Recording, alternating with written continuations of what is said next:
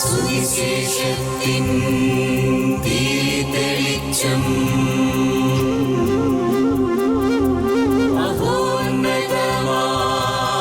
ആത്മാർപ്പണം വചനം സത്യം ജീവദായകം വചനം സത്യം ജീവദായകം വചനം സത്യം ജീവദായകം.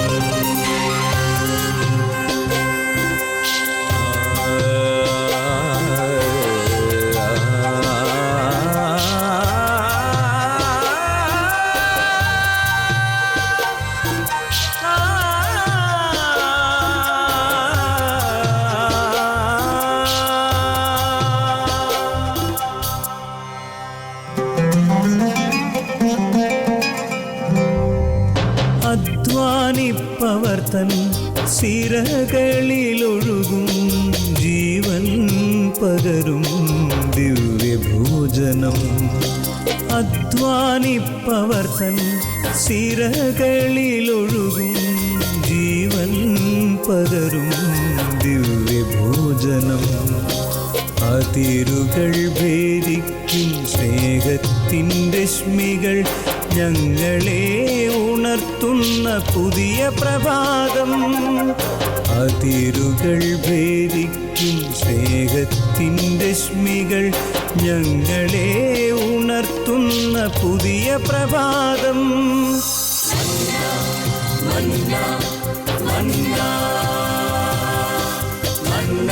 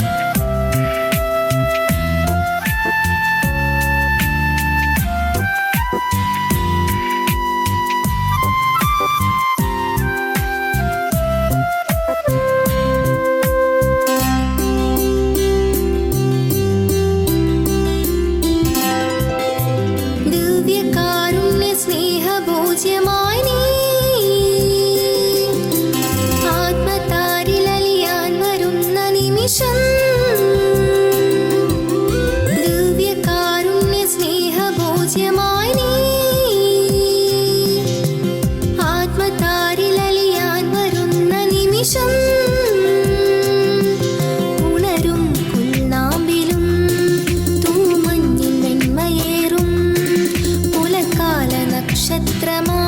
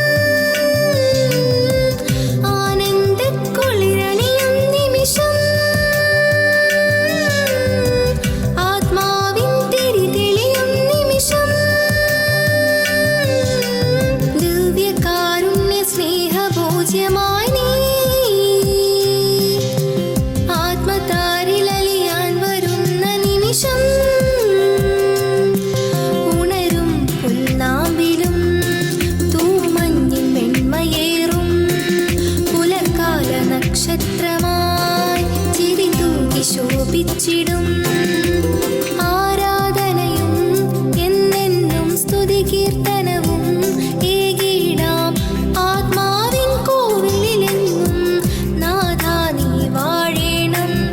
ആരാധനയും എന്നെന്നും സ്തുതി കീർത്തനവും ഏകീടാം ആത്മാവിൻ കോവിലെങ്ങും നാഥാ നീ വാഴേണം.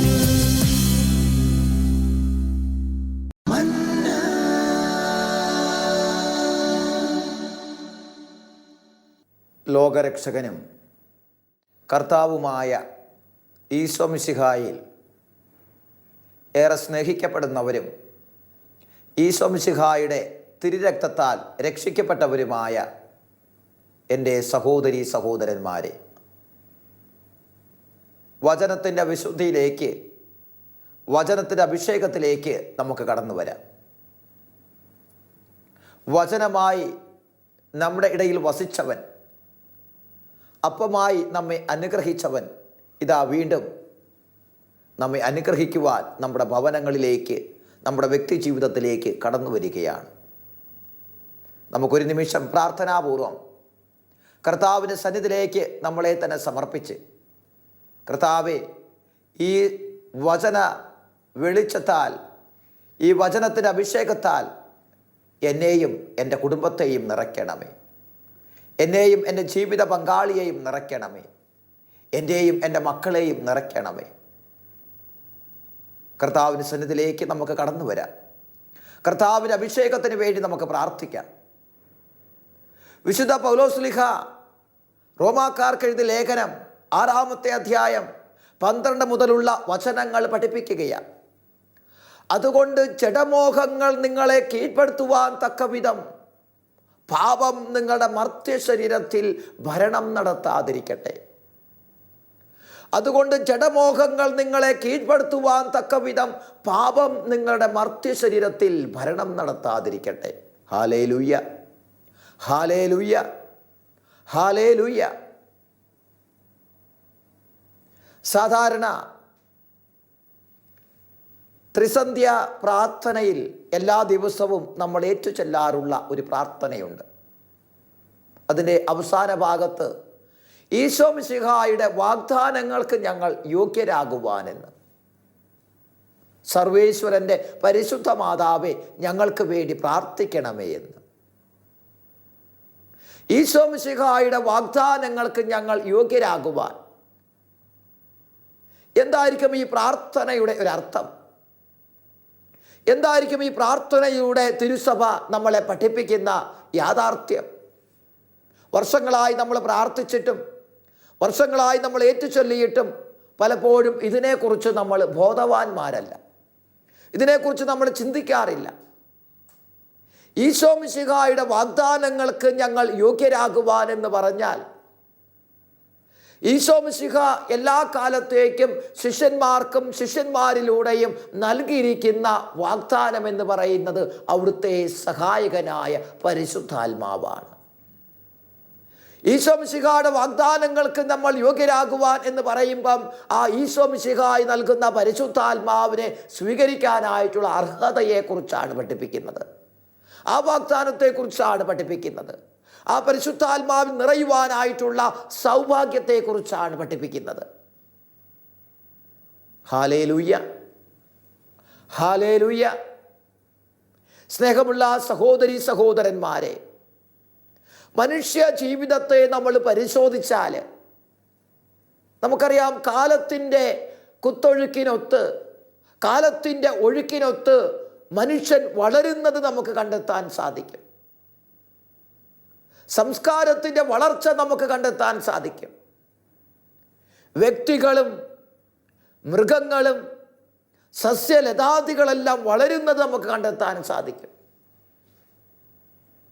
ചില വാഹനങ്ങളെ നമ്മൾ എടുത്തു കഴിഞ്ഞാൽ ഏതാനും നാളുകളുടെ ഉപയോഗത്തിന് ശേഷം കുറേയൊക്കെ മാറ്റങ്ങൾ, കുറേയൊക്കെ പ്രശ്നങ്ങൾ ആ വാഹനത്തിൽ ഉണ്ടാകുന്നത് നമ്മൾ കണ്ടിട്ടുണ്ട്.